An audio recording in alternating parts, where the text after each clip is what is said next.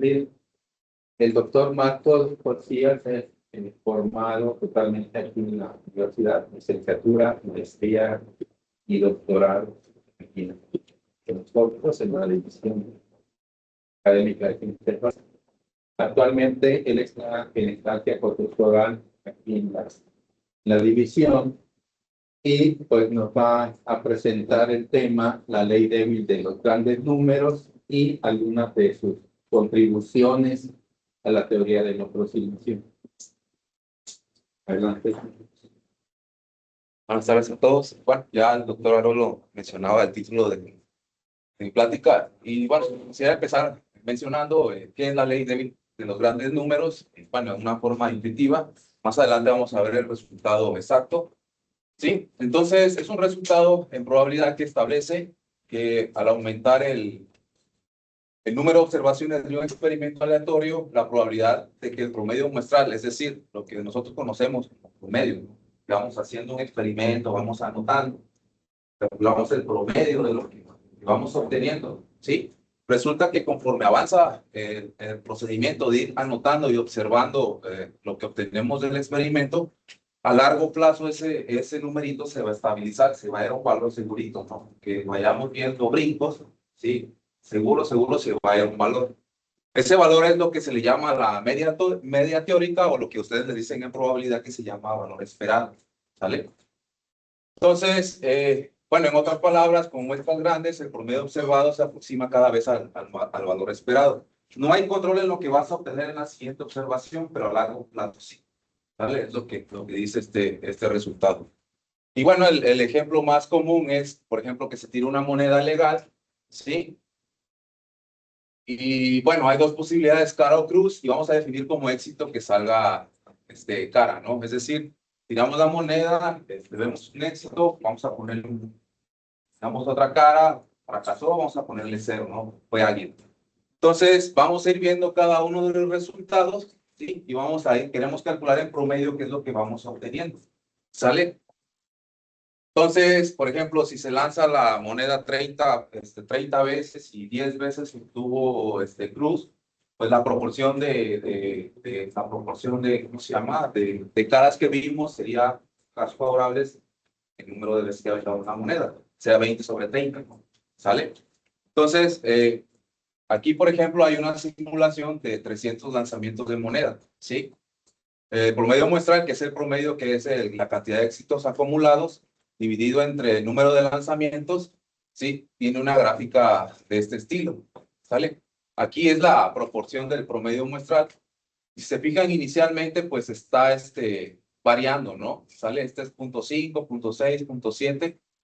Y conforme van transcurriendo o conforme va haciéndose el experimento, bueno, ya cuando va por 250, 300, el promedio tiende a irse a un solo valor, se está estabilizando, ¿sí? Ese valor es precisamente 0.5, ¿vale? Ustedes de probabilidad habrán visto que este tipo de fenómenos se modelan con variables aleatorias de Bernoulli y el valor esperado es precisamente la probabilidad de obtener éxito, que es 0.5, en caso de una moneda legal, claro. ¿Sí? Entonces, a grandes rasgos, pues esto es la ley débil de los grandes números, es lo que garantiza. Y de hecho, esta observación se conoce desde hace mucho tiempo. Cardano, que fue un matemático, bueno, que también se movió en muchas áreas, observó de manera empírica, quizás se puso a tirar monedas, ¿no? Dados, ¿sí? Y se dio cuenta de esa situación y dijo, bueno, de seguro, cuando transcurre el tiempo, de seguro, en algún momento se va a llegar al valor promedio, ¿vale? Pero solamente lo conjeturó, ¿sí? Quien dio una demostración formal la primera vez fue Bernoulli. Y bueno, según esta referencia, dice que Bernoulli dedicó más de 20 años de su vida para tener ese resultado, ¿sí? Y de hecho lo hizo solamente para variables aleatorias que llamó binarias, es decir, éxito-fracaso, como es el lanzamiento de una moneda, ¿sale? Y bueno, se publicó después de morir. De hecho, el resultado lo publicó su sobrino, acorde, bueno, con esta referencia, y quedó tan entusiasmado que hasta le puso este nombre, ¿no? Teorema dorado, ¿no? El artículo, el trabajo que publicó, bueno, en latín es se lee en español el arte de conjeturar o el arte de predecir. ¿Vale? Entonces, bueno, resulta que el objetivo de esta plática pues, es presentar cómo estas cosas que surgió de los juegos de azar se puede utilizar para aproximar funciones, ¿sí? Uno de las metas del análisis numérico y del cómputo científico es obtener el valor de funciones complicadas mediante funciones masivas, ¿vale? Entonces, el contenido de esta plática pues, va a ser primero voy a empezar hablando del enunciado formal de la ley de los grandes números y voy a hablar de las aplicaciones. Va a ser la aplicación de la aproximación a través de polinomios, aproximación a la transformada inversa de Laplace, ¿sí? Y aproximación a través de series de potencias, pero bueno, no la serie de potencia clásica como la conocemos. ¿Sale? Entonces, cuando se tiene un modelo, cuando se tiene un problema en la vida real, un fenómeno, se hace una formulación matemática. Eso es lo que nos da, es lo que se le llama un modelo matemático. En probabilidad, estos modelos se le llaman modelos probabilísticos o espacio de probabilidad y consta de 3 objetos, ¿sí? El primero se le llama espacio muestral y es el conjunto de todos los resultados posibles, ¿no? Ahí el sol, 1, 2, 3, 4, 5, 6, lanzamiento de una moneda, ¿sí?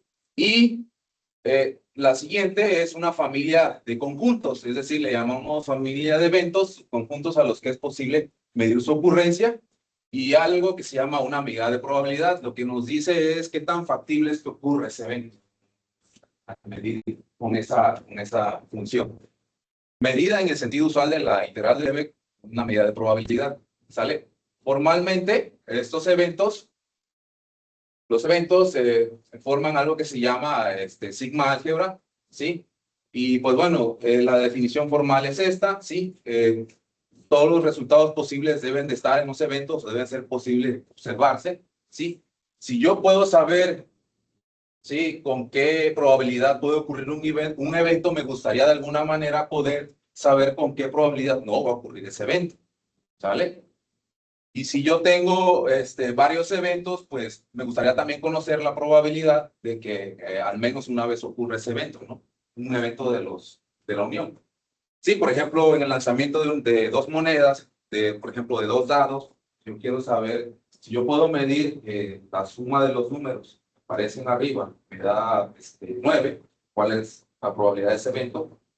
O que la suma de los 2 dígitos de arriba sea 10, pues me gustaría saber cuál es la probabilidad de que aparezca 9 o aparezca 10, ¿no? En la suma de los datos, ¿sí? Entonces, esa es la noción intuitiva de por qué se pide esta propiedad, ¿no? ¿Sale?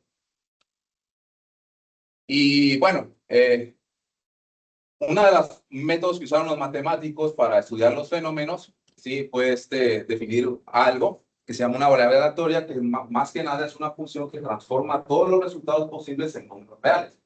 Los números reales son cosas que nosotros trabajamos, ¿no? Conocemos, ¿sale? Pero no es cualquier función numérica, una variable aleatoria.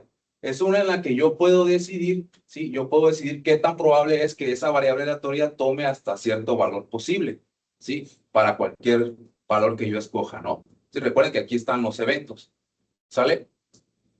Y bueno, dado que ya se tiene esto de aquí, pues podemos se define la función de distribución de esta manera, ¿no? ¿Sale? De hecho, la propiedad de los complementos garantiza que yo puedo decir, yo puedo calcular la probabilidad de que una variable aleatoria caiga en un intervalo. O sea, si a mí me interesa, por ejemplo, los valores que toma la variable aleatoria en un intervalo, sí, puedo hacerlo a través de la función de distribución o la medida de probabilidad. ¿Sale? Y bueno, todas variables aleatorias son independientes cuando su distribución de probabilidad conjunta se puede escribir como el producto de las distribuciones de cada una de las variables. O lo que se dice en estadística, la distribución conjunta es igual al producto de las marginales, ¿no? Cuando son experimentos que no son muy independientes, por ejemplo, lanzo una moneda y aparte tiro un dado, se puede demostrar que se cumple esto, ¿no? ¿Sale? Pero no es así, por ejemplo, cuando X es, no sé, la altura de un mexicano y Y es el peso de ese mexicano, ¿sí? Que va a haber una correlación ahí, ¿no? De alguna manera. ¿Sale? Y bueno, cuando un experimento se repite muchas veces, lo que se obtiene es una sucesión de variables aleatorias. Y en ese caso se dice que una sucesión de variables aleatorias es una sucesión de variables aleatorias independientes si cualquier colección finita de ellas pues es independiente, ¿sale? Esa es la definición formal, esta es la distribución conjunta y este es el producto de la distribución. Es una generalización de esta ¿sí? Estoy mencionando todos los ingredientes, ¿no?, que aparecen en el teorema de la ley Debye de los grandes números. ¿Sale? Dos variables aleatorias se dice que son idénticamente distribuidas pues cuando sus funciones de distribución coinciden. Y bueno, esto se denota de esta manera. Recuerden que esta es una función real, ¿no? ¿Sale? Puede haber variables aleatorias que como función sean diferentes, pero que tengan la misma distribución.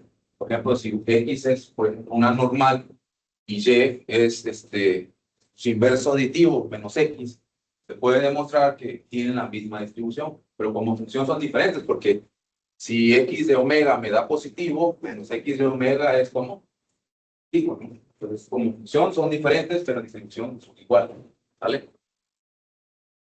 Y bueno, dada una variable aleatoria, su valor esperado se define de esta manera, ¿sale? Bueno, escribí la forma en la que se define en términos de la integral del Lebesgue, y bueno, se puede expresar de esta manera en términos de la función de distribución. Recuerden que cuando una función de distribución es de una variable aleatoria continua, la derivada de la función de distribución es la función de densidad, ¿no? Y así se calcula el valor esperado, ¿sale? Pero cuando es una variable aleatoria discreta, la integral del Lebesgue se transforma en una suma, ¿vale? Eso permite el tratamiento unificado, probabilidad, ¿sí? En probabilidad, en teoría de probabilidad hay una sola definición de esperanza, no dos así como se usualmente en difuso, ¿sale? Y la varianza, pues es, como ustedes han visto, una medida de la dispersión de los datos, ¿no? ¿Sí? Es el valor promedio, ¿sí? De los valores, de que los valores promedios de la dispersión de los valores reales del valor promedio, ¿sale? Entonces ya con eso podemos enunciar el enunciado, ¿no? El enunciado es así: si tengo una sucesión de variables aleatorias independientes e idénticamente distribuidas, que lo voy a abreviar de esta manera porque está muy largo el nombre, ¿no? El apodo está muy largo, ¿sí? Entonces, bueno, que tienen esta propiedad que también se puede decir que tengan varianza finita. Fíjense que sean idénticamente distribuidas me garantiza que todas van a tener el mismo valor esperado, ¿sí? Por ejemplo, como estas funciones de distribución son iguales, al ponerlas aquí, pues voy a obtener que el valor esperado de X es igual al valor esperado de Y, ¿sale? Y bueno, vamos a definir este proceso. Bueno, se le llama proceso de suma espacial, ¿vale? Lo que hace es ir guardando la información en el caso de que, por ejemplo, si X1 me dice el resultado del experimento 1, X2 resultado del experimento 2, X3 resultado del experimento 3, ese sub n, pues lo que me dice cuánto he obtenido hasta el momento n, ¿no? ¿Sí? Y entonces, esto de aquí, S de n dividido entre n, pues es en promedio lo que he obtenido después de realizar el experimento n veces, ¿sale? Esta cosa de aquí. ¿Y qué es lo que nos dice eso? Bueno, nos dice que después de repetir el experimento un número grande de veces, ¿sí? Cuando n tiende a infinito, es poco probable que el promedio, ¿sí? El promedio muestral, el promedio muestral, difiera del valor esperado en cualquier cantidad de epsilon que yo fije al inicio. En teoría de probabilidad, esto se le llama convergencia en medida, ¿sí? Dice prácticamente que esta variable aleatoria o esta sucesión de variables aleatorias convergen a este número real, ¿sale? En teoría de la medida se le llama convergencia en medida, ¿sale?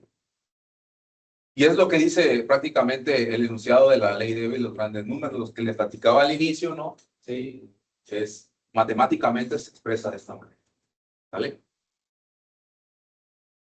Y bueno, una de las grandes ventajas que tiene este resultado fue que cuando se anunció por primera vez, permitió darle un significado a este numerito que siempre nos dejan de tarea. Calcula el valor esperado. Bueno, pues ahí está, pero ¿qué significa? ¿Sí?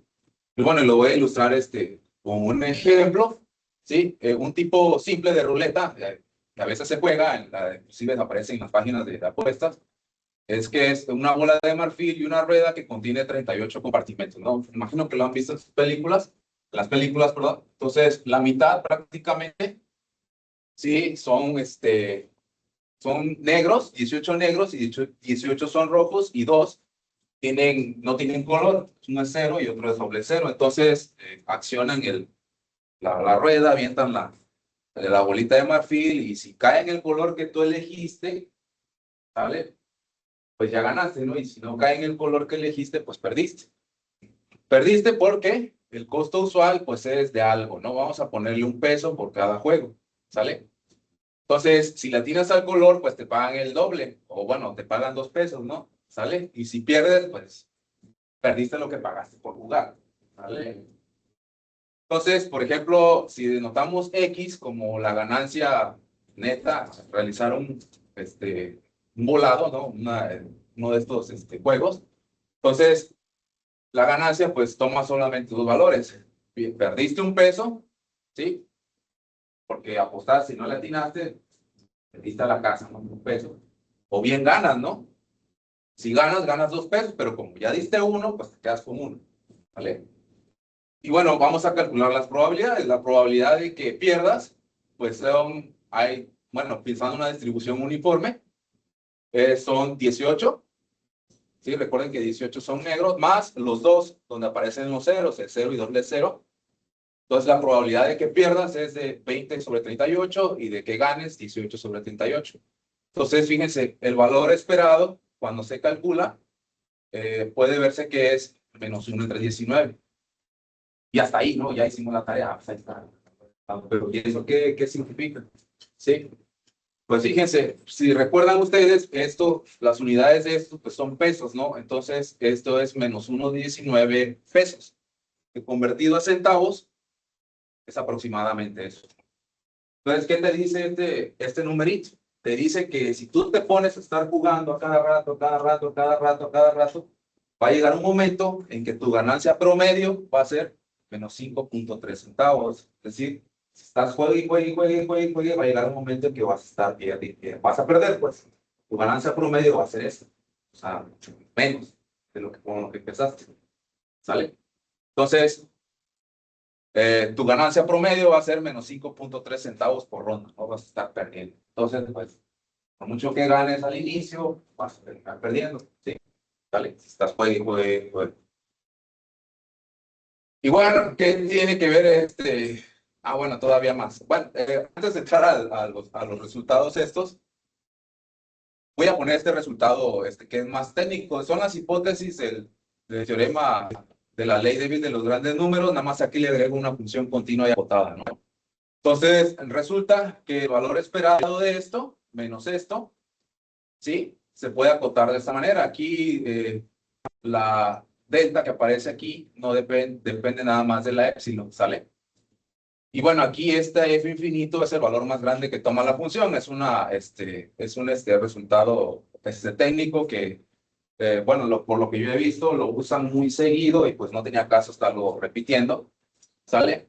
Entonces, para las aplicaciones que voy a ver, pues vamos a hacer esto. Vamos a calcular estos tres ingredientes. Vamos a calcular este valor esperado, ¿sí? Que se calcula mediante esta fórmula. Vamos a calcular el valor esperado de X1, que pues, es el valor esperado de toda la sucesión, porque están idénticamente distribuidas. Y la varianza, ¿no? Porque aquí aparece y aquí aparece. Hay que evaluar la función continua en este valor esperado. ¿Vale? Entonces, ese va a ser el procedimiento en estas tres aplicaciones que voy a dar. ¿Sale? La primera es este resultado. Sí, recuerdo que, bueno, este resultado recuerdo que lo vi cuando cuando llevamos actividad de probabilidad en la maestría. Sí, llevábamos unas notas ahí que nos costó trabajo leer a los dos. Bueno, a mí me costó más trabajo. Y bueno, este resultado en realidad, si lo leen, no tiene nada que ver con juegos de azar ni nada, ¿no? Sí, es un resultado de análisis. Dice que cualquier función real continua en un intervalo compacto es límite uniforme de polinomios. ¿Sí? Entonces, el primer matemático que hizo una demostración fue Weierstrass. Lo que él razonó fue muy sencillo. Dijo, que las funciones analíticas se pueden escribir como potencia. Entonces, ¿cómo le hago para hacer que una función continua se vuelva una de esas. ¿Sí? Entonces, lo que hizo él fue que hizo una convolución de la función continua con una función adecuada y obtuvo una función analítica. Por ahí va su razonamiento.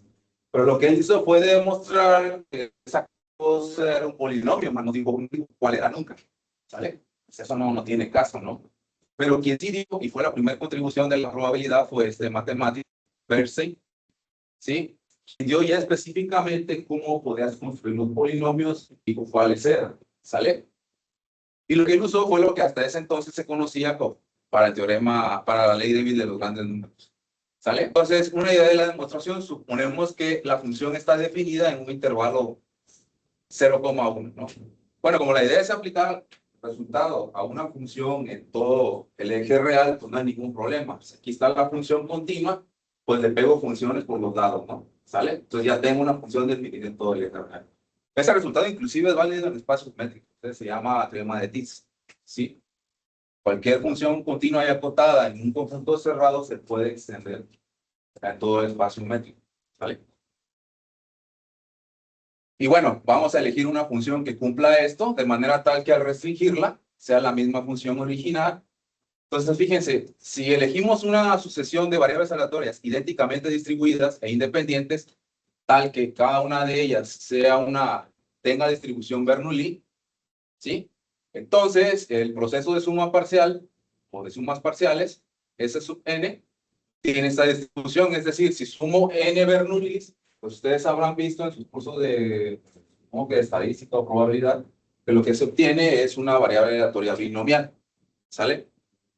Entonces, cuando ustedes calculan el valor esperado, recuerden que este es uno de los ingredientes que hay que calcular, ¿sí? Se obtiene esta fórmula de aquí. ¿Sale? Pero esta fórmula de aquí, no sé si ya se fijaron, es un polinomio. ¿Sí? Este es un polinomio en X. Si lo desarrollan, obtienen un polinomio, lo multiplican por una potencia, obtienen otro polinomio. ¿Sale? Esta es una función. Este es el valor de la función, pues en una constante y es constante. ¿Sale? Entonces, cuando Bernstein vio eso, pues entonces dijo, bueno, si el valor esperado de este es x1, y yo si evalúo la función en este valor esperado, pues obtengo f de x, y pues esa es la función original, pues entonces mi candidato a definir como polinomio, pues es este de aquí. ¿Sí?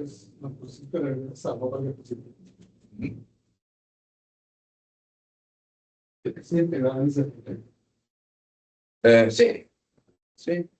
No será que no extras, no de una demostración o como eran, porque el tiempo conservaba extras todavía no estaba desarrollado integrado. Sí, no, todavía no. Y quizás cuando realicé probablemente es necesario. No, de hecho, no, la teoría de probabilidad fue ya con Mogor en los años 30. Es que Bernstein lo que hizo fue que ocupó lo que se conocía en ese entonces para la ley de Wien. Quizá ya la teoría de Bergen estaba desarrollada. Creo que sí, fue por ahí del principio del siglo pasado. Sí, sí, sí. Y bueno, entonces ya está. Calculamos la varianza, ¿sí? Y lo que obtenemos aplicando la proposición C sub P es precisamente esto, ¿sale? Entonces, si se fijan, cuando n tiende a infinito, ¿sí? Pues ya obtenemos prácticamente la aproximación. El detalle técnico aquí es que aquí aparece ¿qué cosa? La X, ¿no? Entonces, el resultado que mencionaba al inicio decía que era un límite uniforme, ¿sí? Pues aquí no aparece.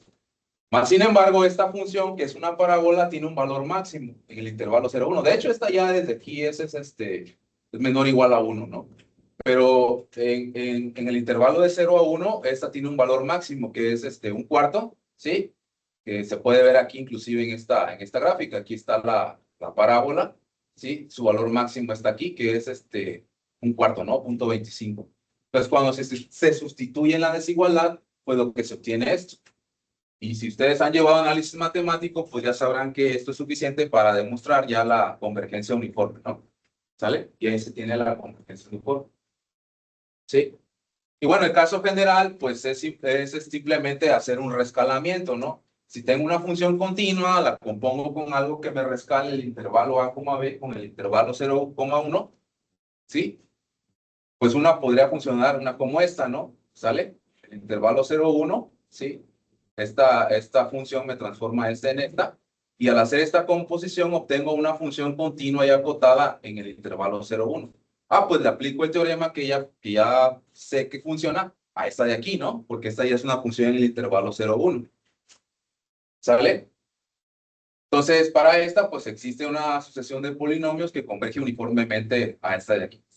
Y ya prácticamente está, ¿no? Porque fíjense, la imagen inversa va de A, B a 0,1. Este es un polinomio y cuando hago la composición, esta va a ser una función del intervalo A, B a R, ¿sí? Entonces, la pregunta es, ¿será que esta cosa de aquí podría ser un polinomio?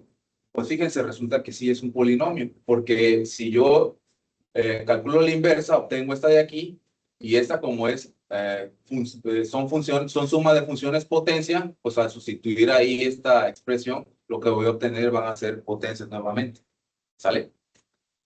Entonces, fíjense, ya estaría, porque este supremo de aquí, pues es igual a esto de acá. Recuerden que esta es la imagen directa del intervalo 0,1, ¿sí? Y bueno, ya este de aquí, este compuesto con este, perdón, daría Q sub n, y este compuesto con este, pues da la G, y ya está, ¿no? Este se sabe que converge a 0 cuando n tiende a infinito, y ya se obtiene el teorema, ¿no? ¿Sale? Y ya está, ¿no? Cualquier función continua se puede aproximar de manera uniforme con polinomios. Tiempo después hubieron otros resultados, por ejemplo, Chebyshev también sus polinomios convergen de manera uniforme, pero pues al menos ya está el teorema que te dice que si tú te enfocas en buscar polinomios va a valer la pena, porque sí existen los polinomios, ¿no? ¿Vale? Entonces, a la transformada inversa de Laplace. Resulta que si tienes una función, su transformada se define de esta manera, ¿sale? Agarras la función, la multiplicas por la exponencial a la menos t por y, integras y lo que obtienes es una función que depende solamente de la t, ¿sale? Es una función de dominio complejo.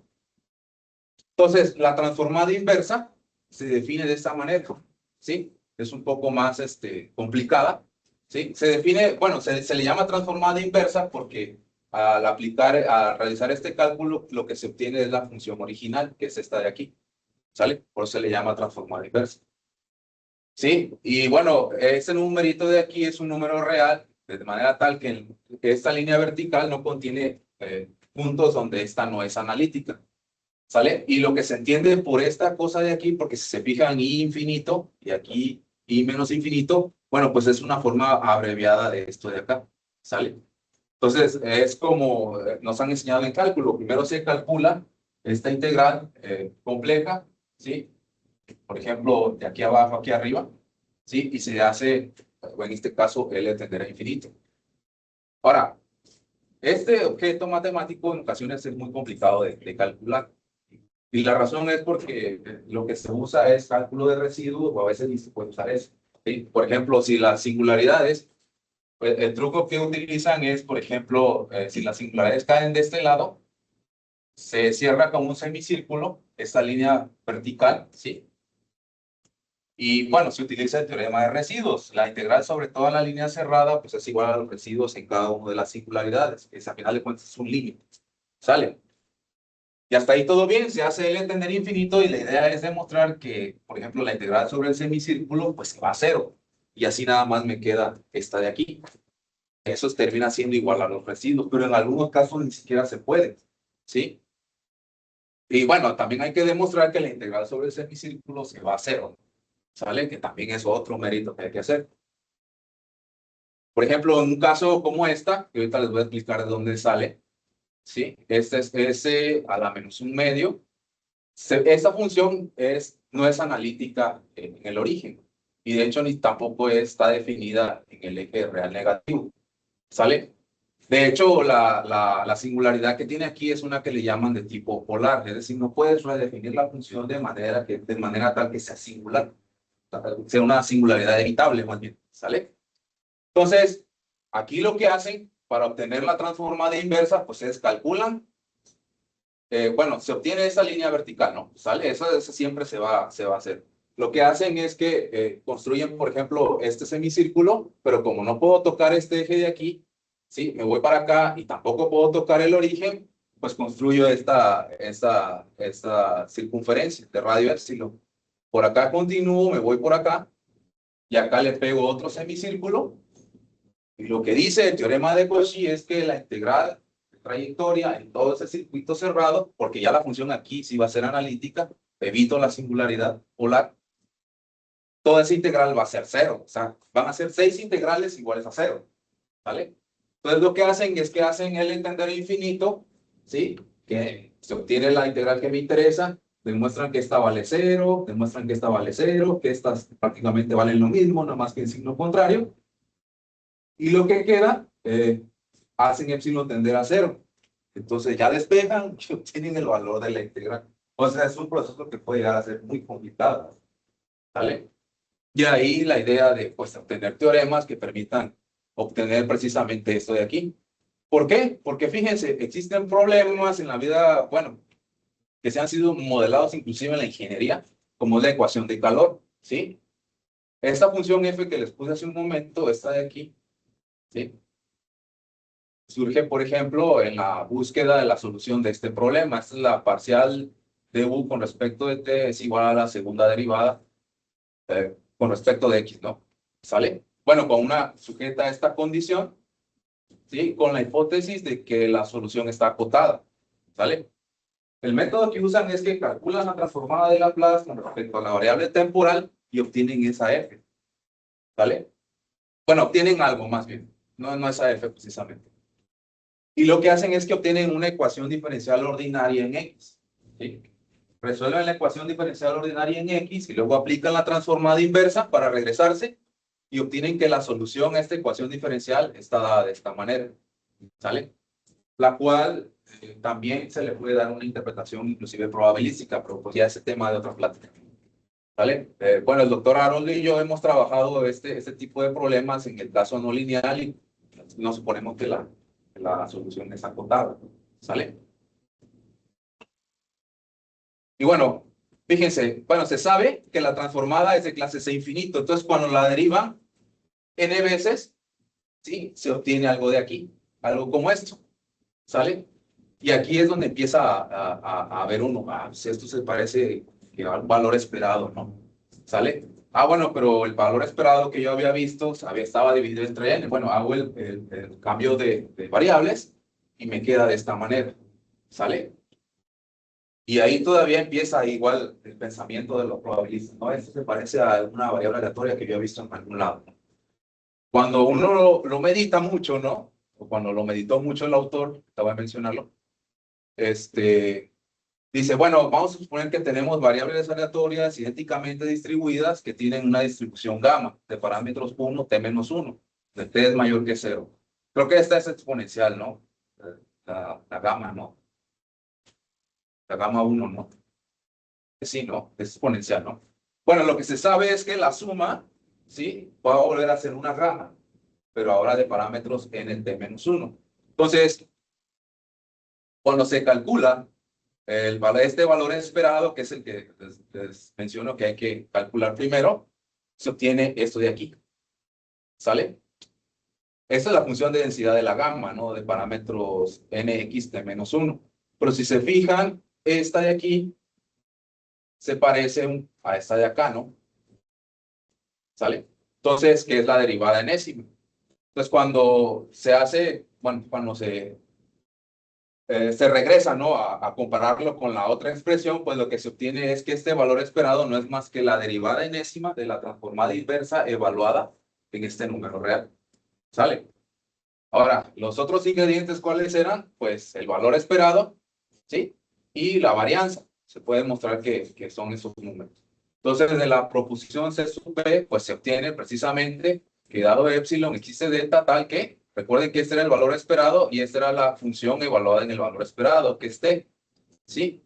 Y ahí está, cuando n tiende a infinito, lo que se obtiene es que este de aquí converge a este valor de acá. Pero este valor de acá es la transformada inversa de Laplace, ¿sí? Y bueno, esta fórmula, acorde con esta referencia, es la que se obtiene por métodos probabilísticos, ¿no? Para calcular la transformada inversa, pues aquí prácticamente lo que te dice es que ni te fijes dónde es analítica la función ni nada, nada más calcula la derivada inversa y evalúala en este número real y calcula este límite, claro. En otros tiempos, que es quizás muy complicado, ¿no? Pero hoy en día que está la computación, pues ayuda bastante, ¿no? Esta simplificación, ¿sí? Y por último, la última aplicación de la que les quiero platicar es una que es aproximar funciones mediante una clase de serie de potencias. ¿Sí?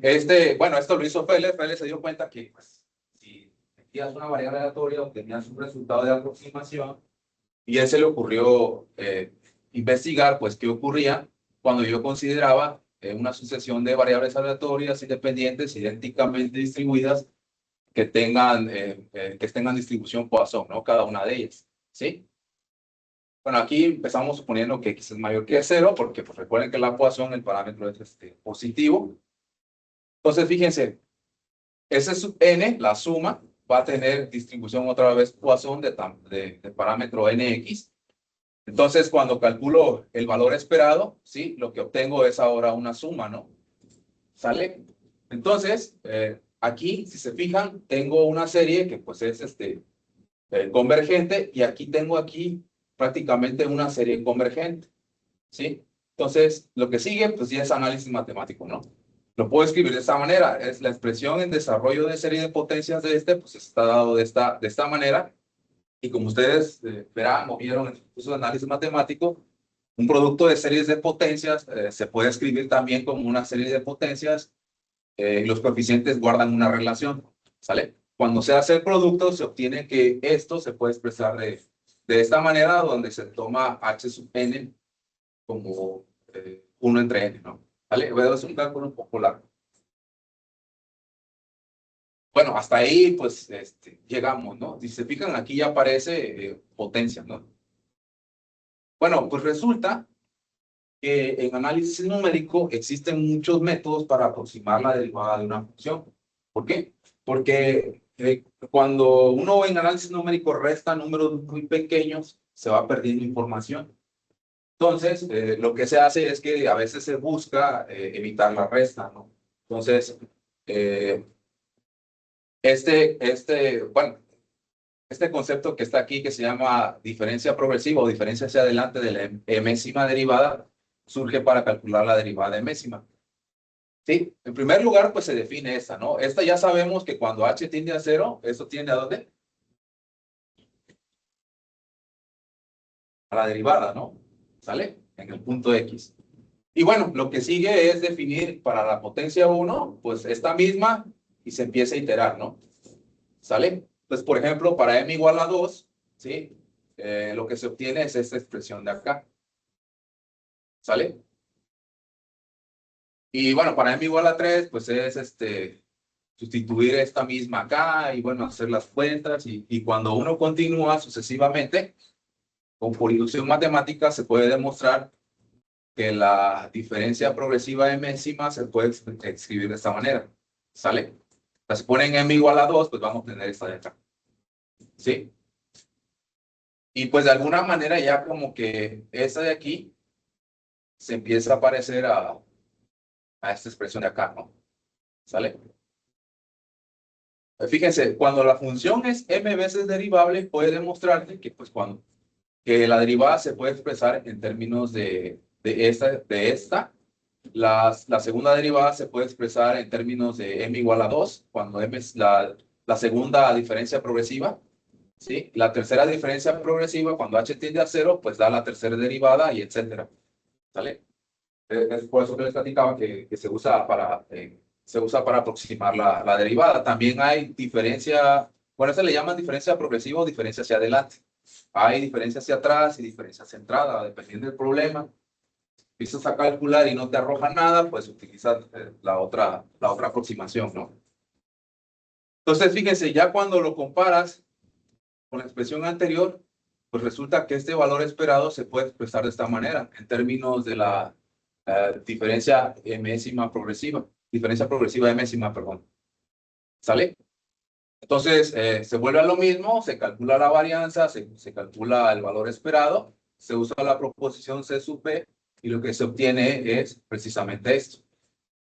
¿Sale? Cuando n tiende a infinito, pues está más que claro que se obtiene esto, ¿no? ¿Sale? Y bueno, pues este es en el caso en que la x es mayor que 0, es decir, el valor de la función se puede aproximar mediante esta serie. ¿Sale? Y bueno, haciendo cambios de variables adecuados, puede demostrarse la siguiente fórmula, que es un poco más, digo yo, más familiar por el hecho de que se ha visto o se conocen las series de potencia. Sí, recuerden que bueno, en lugar, cuando es serie de potencias, cuando se construye la serie de potencias de una función, m veces derivable, o sea, aparece esta expresión de aquí, la derivada evaluada, m' evaluada en el punto, ¿no? ¿Sale? Y pues bueno, esa es la fórmula que obtuvo Feller. La diferencia está en que, por ejemplo, si tienen una función m veces derivable, pueden construir la serie de potencias. Pero, ¿bajo qué condiciones la función coincide con esa serie de potencias? Pues Taylor dio condiciones, ¿sí? También Bernstein dio condiciones. Y y bueno, de hecho aquí creo que, sí, si f es de clase C infinito en algún intervalo y satisface las hipótesis del teorema de Taylor, es decir, que la derivada enésima está acotada de esta manera, ¿sí?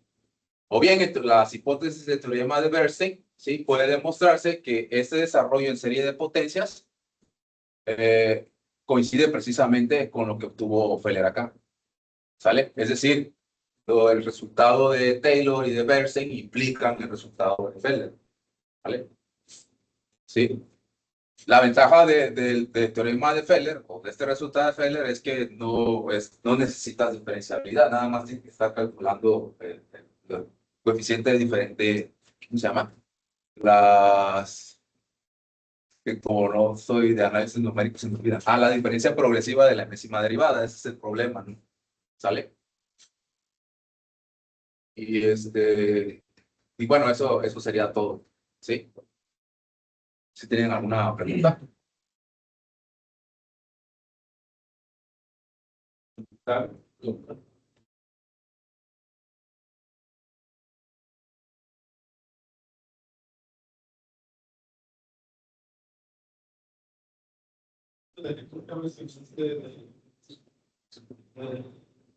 De la red.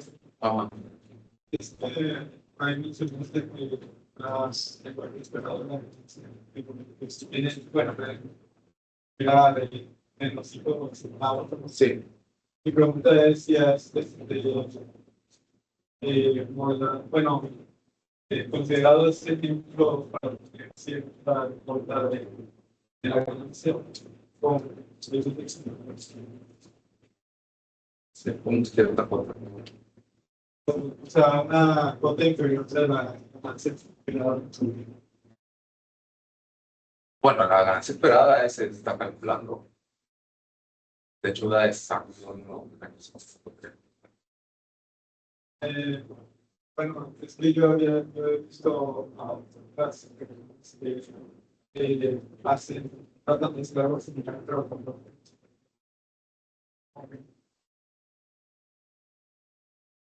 Pero intentar. dar votos sobre la ganancia. Ya que lo que está calculando es la ganancia esperada en un solo juego. En cada juego, en promedio, pierdes esa cantidad de centavos.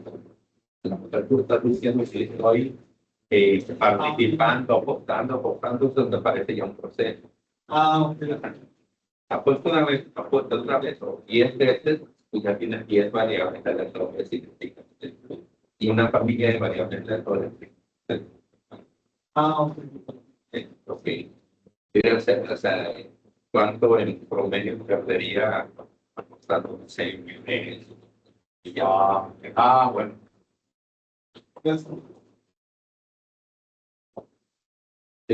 tal como. La ley fuerte, ley fuerte del gobierno.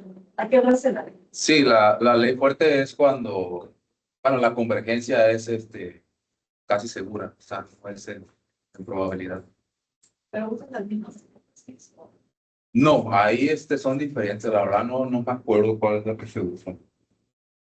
Sí, sí, no me acuerdo. Sí, no me acuerdo. La verdad. Sí, pero la ley de... La ley Davis es más débil. Sí, sí, convergencia casi segura implica convergencia de probabilidad, pero convergencia de probabilidad no implica. Por eso me pides la esperanza final. Sí, la verdad no me acuerdo. Aquí yo estaba pidiendo que Pide más. También. la muerte, creo que es esperanza final nada más y se sale la convergencia del cerebro. Sí, no, yo tampoco me acuerdo. Son condiciones pues, más fuertes, ¿no? Hay varias versiones. Sí, es que hay varias veces. Sí, de hecho están sacados para variables aleatorias dependientes, ¿no? Y hay muchas versiones donde Sí. muy generales y están ya muy débiles, más débiles. Ajá, sí, va debilitando las. Digan, hay muchísimo, como decía Marco, esto lo interesante ya nos había presentado un Marcos una conferencia donde se veía, ¿no?, la potencia de la probabilidad para estudiar el comportamiento de soluciones, ¿no?, de ecuaciones diferenciales modificantes. Y aquí pues se ve que su relación también con el impacto de lo que se habla en el transformador de la constitución. Y esto no es de extrañarse porque la probabilidad de este análisis, supuestamente, entonces, si el análisis no se está, de ahí la relación, verlo desde este enfoque probabilista y analizar el problema, porque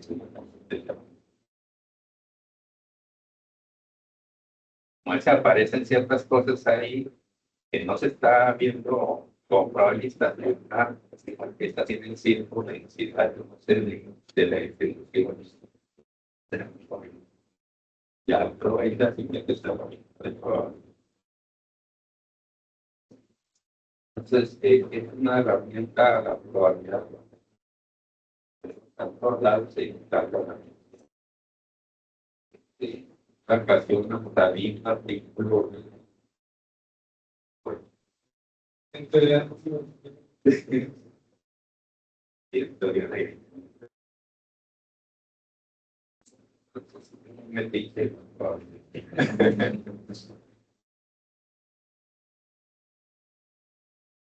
En redes neuronales también se usan aproximaciones, pero ya no de polinomios, sino de funciones no lineales. Más o menos. Bueno, me lo recuerdo, pues sí, es otra cosa, pero sí usa análisis. sí, También está relacionado. sí, para la probabilidad, lo que se necesita conocer los resultados funcionales, o análisis funcional, son las herramientas.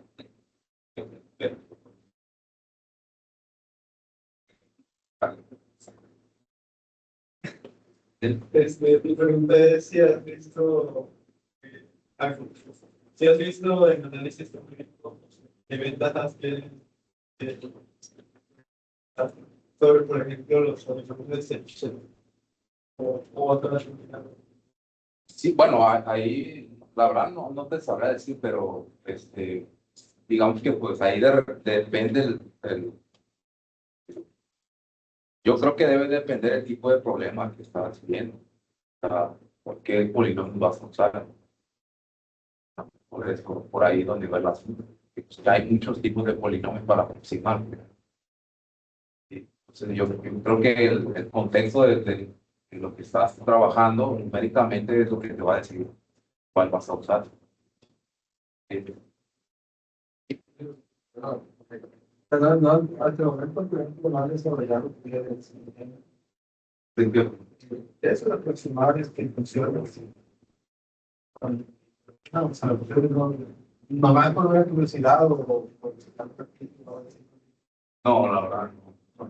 No, esto está muy afectado por Sí, sí le sé que son conocidos, pero me refiero a nomás porque se me ocurre, ¿no? y así igual podría ser agarrar una variable aleatoria y ver qué te da. No, no. Digo que, por ejemplo, el caso de Feller, por ejemplo, de esa bibliografía, pues, por lo que yo, bueno, lo que él platica ahí es que pues, él pues, le puso ahí una persona a ver qué dan. Ahí llegó que daba eso, pero o sea, así de que, porque en algunos casos sí fue como directo, ¿no? O sea, mira, sí se parece a esto, pero en otros casos nomás fue que experimentar. Y algo. Y, de hecho, en esta referencia, igual, en esta de aquí es donde utilizan lo de la transformada inversa, utilizan también con funciones beta y muestran cómo aproximar una función a través de sus momentos. También igual también tiene aplicaciones de la ley fuerte de los grandes. En esta parte.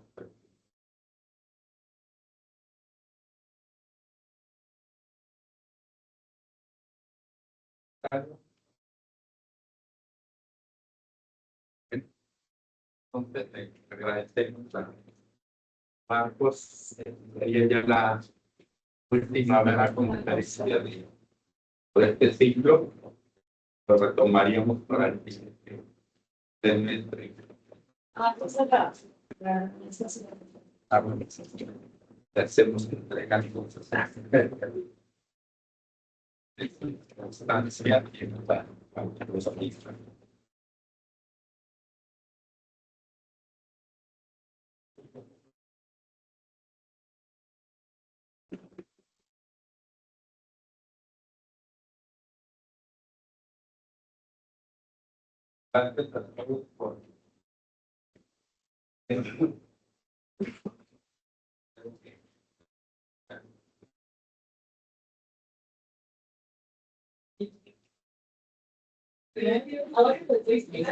espero que siga viniendo en serio. Y a los que sí van a la clase, que sigan viniendo. Vale, vale.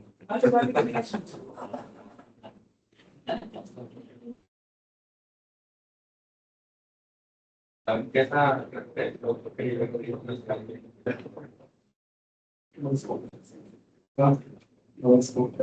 sí. Enfoca para Eso es verdad. no tengo que